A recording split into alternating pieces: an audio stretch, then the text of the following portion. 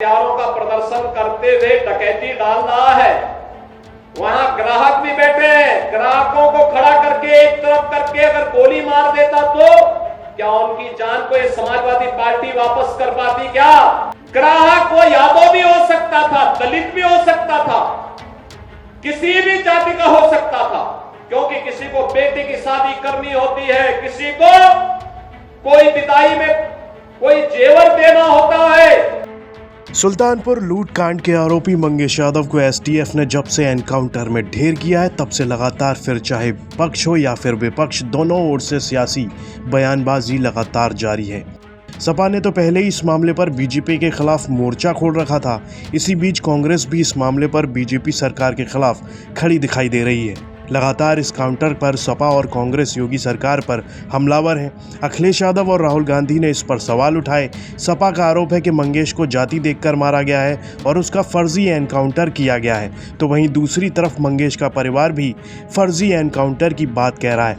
अब इस मामले पर खुद मुख्यमंत्री योगी आदित्यनाथ का बयान सामने आया है। सीएम योगी ने एनकाउंटर को लेकर कहा है कि अगर लूट के दौरान डकैत दुकान में मौजूद किसी ग्राहक को गोली मार देते तो क्या सपा उसकी जान वापस कर पाती? सीएम योगी ने कहा कि जो लोग एनकाउंटर पर सवाल उठा रहे हैं उन्हें इसका जवाब देना चाहिए। सीएम योगी आदित्यनाथ ने आगे कहा, जब उनका कोई माफिया या डकैत पुलिस मुठभेड़ में मारा जाता है तो ऐसा लगता है कि जैसे पुलिस ने इनकी दुखती रग पर उंगली रख दी हो, ये चिल्लाने लगते हैं।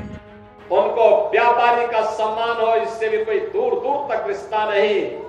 और तो आप देखते होंगे जब उनके किसी एक माफिया शागिर्द को, किसी डकैत को जो पुलिस मुठभेड़ में मारा जाता है, जब मारा जाता है तो इनकी दुखती हुई नस पर जैसे पुलिस ने उंगली रख दी हो तब ये चिल्लाने लगते हैं। आप मुझे बताओ जो डकैत पुलिस मुठभेड़ में मारा गया, अगर वह डकैत जैसे हथियारों का प्रदर्शन करते हुए डकैती डाल रहा है, वहां ग्राहक भी बैठे हैं, ग्राहकों को खड़ा करके एक तरफ करके अगर गोली मार देता तो क्या उनकी जान को ये समाजवादी पार्टी वापस कर पाती? क्या और वो किसी भी जाति के हो सकते थे। ग्राहक वो यादव भी हो सकता था, दलित भी हो सकता था, किसी भी जाति का हो सकता था, क्योंकि किसी को बेटे की शादी करनी होती है, किसी को कोई विदाई में कोई जेवर देना होता है। जेवर की परंपरा हमारे इतिहास का एक महत्वपूर्ण कार्य का हिस्सा है, मांगलिक और एक शुभ कर्म का हिस्सा माना जाता है।